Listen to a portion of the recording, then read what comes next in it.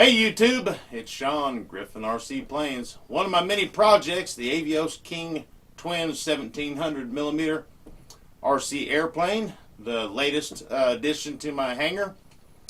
I'm putting hinges in the control surfaces because the pinched hinge they call is just rather cheap to me, and it's something to do. It's winter, we're modeling our model airplanes. So these little plastic pinned hinges right here I got from Motion RC, and I'll show you guys close-ups here directly, and they are the closest thing that I found to being able to install a hinge without cutting the control surface off and then inserting hinges into both sides. Especially this type right here where it hinges, you can't use a flat pinned hinge. Just the way it would slide in just won't work. So this guy here more or less pushes down or up in the control surface, and you need to cut out, do a little carving, a little bit of sanding, a little bit of modeling, and then glue them in. I've done it on the wing tips, and now I'm doing it to the flaps. This is the mid section of the wing. The fuselage goes right here on the center, and then I guess you call them split flaps. So I'm going to put 2 hinges on each flap, total of 4 here, so there'll be 8 hinges going in. Let me show you how I'm putting one in right now.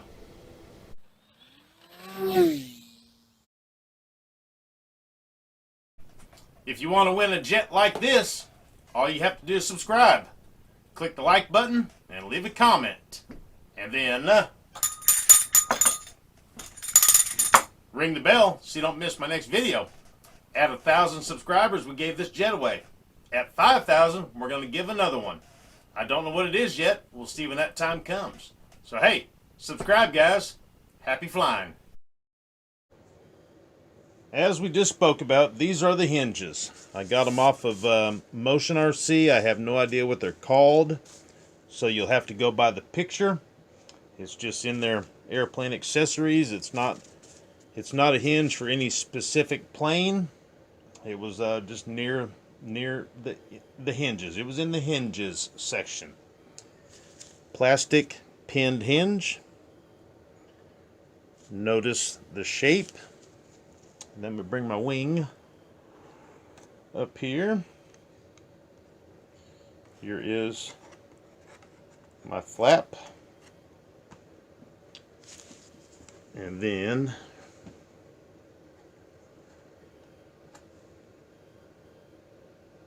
here is our hinge.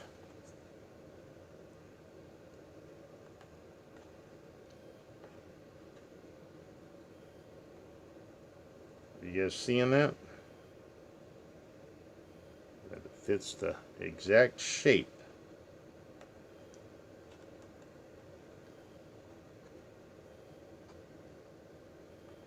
Now I got to do a little bit of sanding to make it fit just a little bit better. There you go. Does that make... You can see that it fits the same.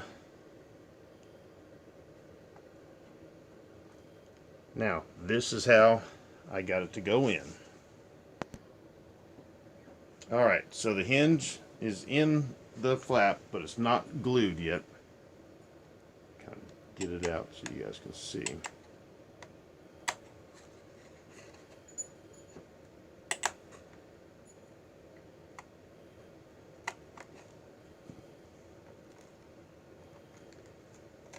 So the first thing I did was cut a little hole in the middle of the, that's a pinched hinge, because the hinge part needs to sit directly in the center of the hinge. So right here where the pinched hinge is where the hinge mechanism needs to be. So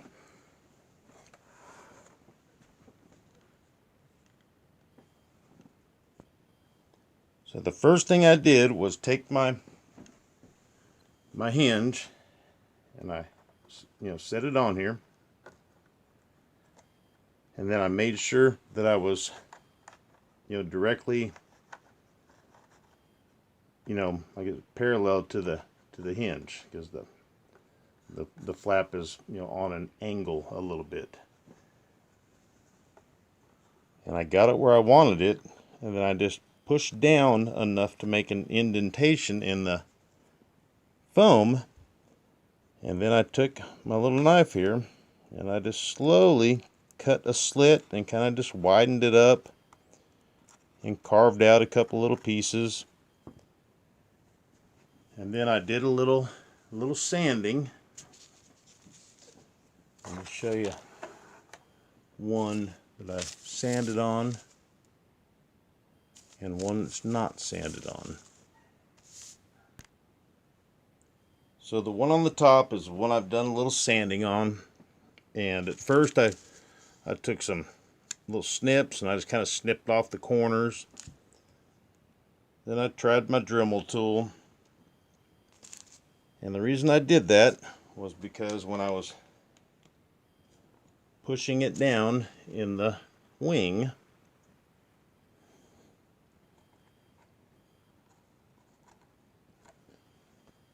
you can see how it's sitting up kind of high. If I started to go down any farther, I was going to get to the point to where it was paper thin on the bottom side here. And I kind of wanted the hinge to be, let's say 80% of the way down. So I just did a little custom filing and sanding, and it's modeling, right? We're our model airplanes. So now I've got that backwards.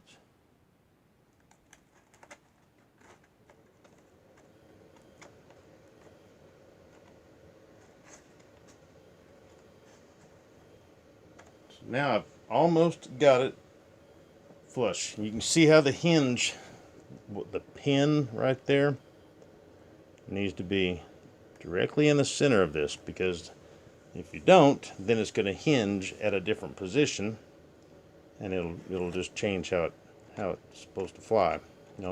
If every flap was up or down a hair, that'd be okay. But you don't want one hinge high and one low, and that'd be bad. So is what I'm planning on doing is go ahead and gluing in one side with like some 5-minute epoxy, and then I'll glue the other side in, and once it's completely dry, overnight even, then I can take my Dremel and be real careful and do that. Or, it really wouldn't hurt to actually leave it up high if you wanted. It would just add a little bit of a little bit of character. There's nothing wrong with leaving it like that. I'm sure there's airplanes in the world that have something like that going on. But just the main thing is, you don't want to push it down and cut down too deep to where it's coming out of the other side. And we got to have our hinge, the pin right there, directly on the hinge line. I think we're going to go with the one that I custom ground down, and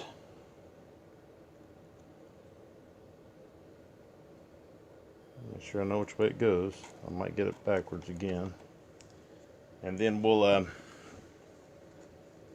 glue in one side like we talked about. All right, got some 5-minute epoxy. Just going to glue the one side in for right now. Mix this stuff 50-50. Sometimes I like to get this stuff hot. That way, it's a little more runny and it'll get in places. In this case, I want to leave it thick because I want to control it a little bit, because we definitely don't need to get it, you know, directly on the hinge. We don't want to glue our hinge from hinging. If that makes any sense.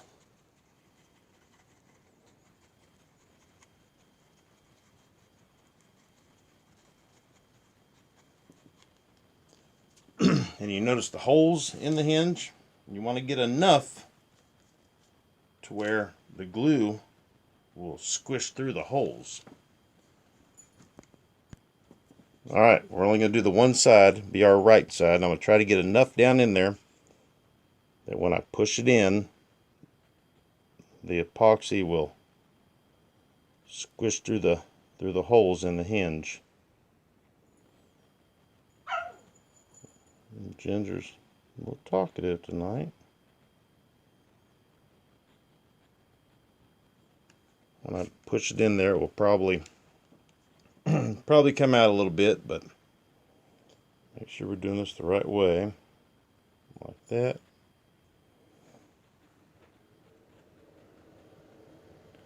And like that.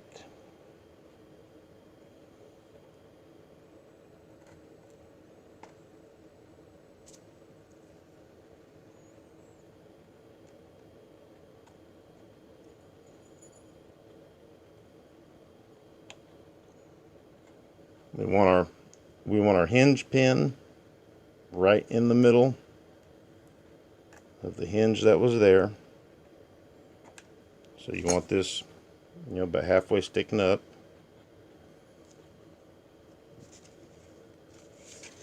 And I'm going to try to dribble a little bit more on it.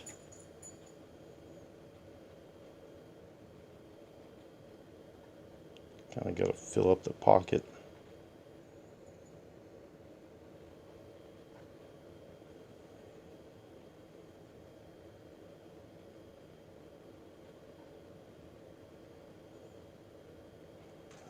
Make sure it's pushed down in there.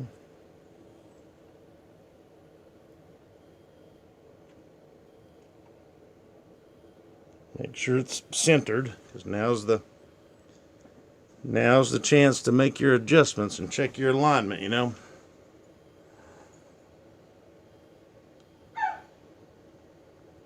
I like it.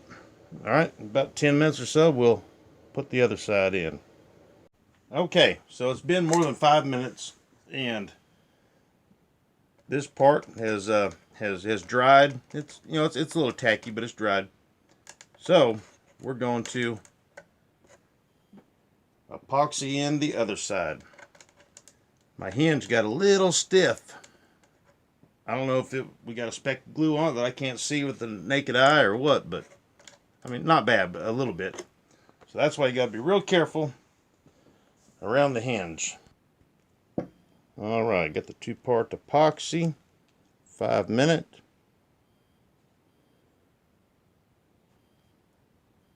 You know, it's a bummer, you always got to mix up more than you use, but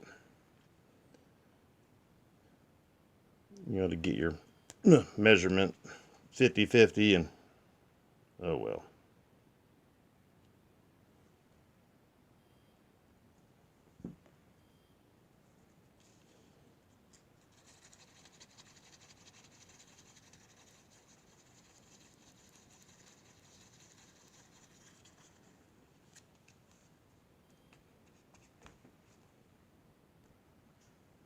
Alright, once again, I'm going to try to get some deep down in there. That way when I push the hinge down, epoxy will go through those holes to get, you know, the best bite it can get.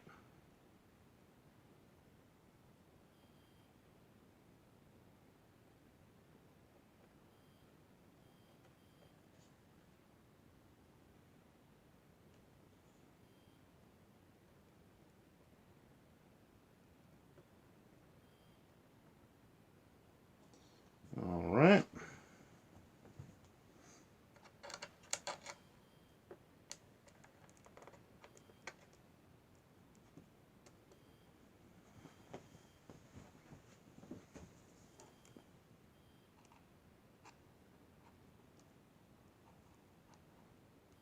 Really trying to make sure it stays away from the hinge. That'd be a bummer to be completely done with this and then it won't fold. You can take chapstick or something like that and smear it on the hinge, and then the epoxy won't glue the hinge shut. The problem is I'll show you once we get done with this, is that it leaves a discoloration. You know, if you could, I mean, I'm sure it's out there, some crystal clear chapstick that doesn't have any kind of reaction with this. But I've used chapstick that was, you know, like a no flavor, and it looked clear, or it looked about the color of this epoxy. And then when it dried, it was a kind of a darkish brown looking color.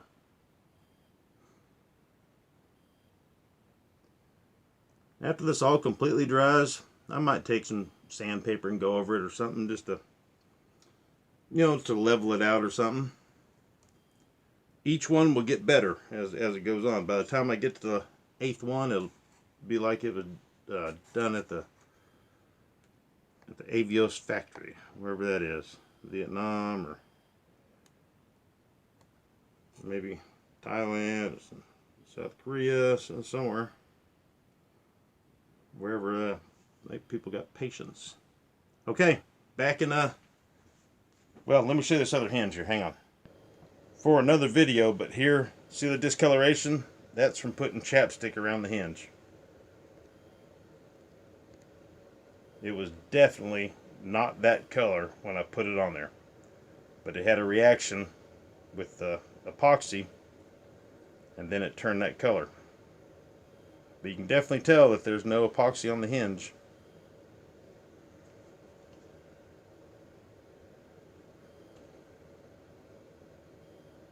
Okay, white on white on white makes it hard to see, but about another 10 minutes has gone by. The epoxy has cured. It's more than tacky.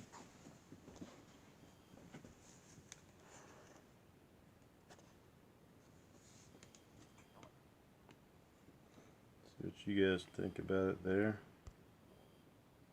There you goes. There you goes. Now that we're zoomed in, you know, we can see some high spots that I couldn't really see before, but you know, 50, 60, 100 feet in the air, it'll look great. But I got the hinge pin right down at the hinge line, you know, in the center there, which is good. And I'll flip it over. All right. There's the other side there. All you can see is just a little part of the hinge sticking out. Now the reason that slit is so big is because I first thought about trying a wider pinned hinge, but no buenos. So, but you definitely have to cut a hole, you know, big enough for that hinge, for, you know, about 1/3 of wide of what I did. Let's flip it over and I'll show it to you in action. All right.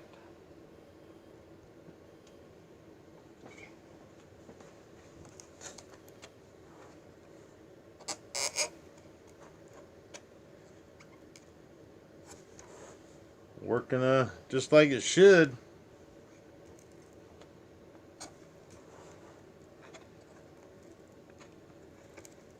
So once I get one more on this one, then it'll be done. But what'll happen is the pinched hinge is this line that you see, and all that is this same exact material, just really thin. So it, you know, as they were making however this stuff is made, it's, you know, a liquid first or whatever, you know, right there it got thin, or some machine, you know, squished it and pinched it. Some people take, you know, real thin, or not thin, but real clear tape and put it along, you know, the top and the bottom, but you got to fold it in there just right to where it doesn't pull on the tape when it's going back and forth. You know, so you need to put the tape on it with it down like that, and if you're going to do it on the inside, you can do it the opposite way. But this way, gave me something to do along with my other 5,000 projects. Okay, back to me at the table. I just happened to find a bag of these that I hadn't ripped open and dumped in my little tackle box. So we got part numbers. Item number N420, nylon hinges type A 8-pack.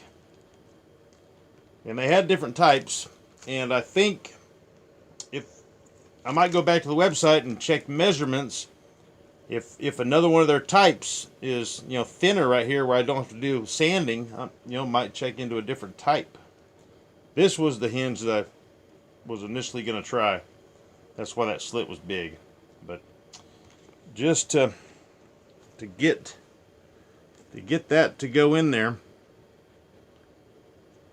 right where it needs to hinge, you'd have to put it in like that to where there'd be meat on both sides of it, and then when it goes to fold, it just wouldn't work right.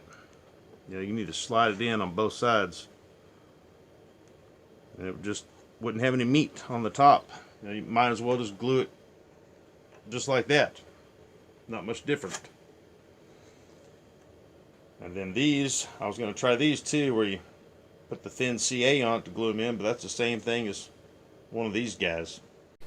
Well, 7 more to go, and this wing section will be done. But that's part of it, part of modeling, having fun. These are the cowls that go on, each motor pod here on the wings. And I just want to show you guys the difference.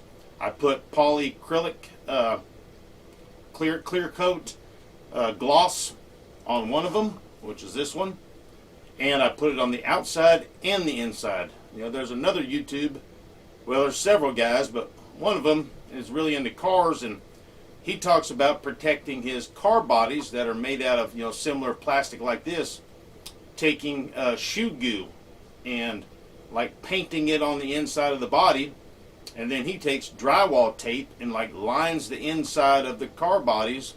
Who cares what the inside looks like, right? And then that just stiffens up the plastic for his RC cars. And I thought, well, maybe since I have this polyacrylic handy, I'll paint the outside, which will make it nice and glossy, and then I'll paint the inside of it too, like thick, and maybe that'll add a little layer of protection, because this plastic is thin. It's very similar to what several planes, but my FMS Beaver, the cowl, same plastic like this, and I had a couple little incidents and bump it and a chip came out, and bumped it and it cracked, and the cowl just was bad. And I thought to myself the whole time, I wonder if I had that shoe goo or something on the inside, if it would have made it more pliable than crackable. So anyways, this one is polyacrylic inside and out. You can definitely tell the difference in the shininess, and the entire plane will get done with the polyacrylic at one point. So all right guys, hey, that's all I got for this one. If you got anything out of this at all, please subscribe if you haven't. Hit the like button, leave me a comment, and give me a thumbs up. That's the best way to support what I do. All right guys, hey, once again, thank you, and enjoy the rest of your weekend. And until next time, you'll see me here. Right there. Adios, amigos.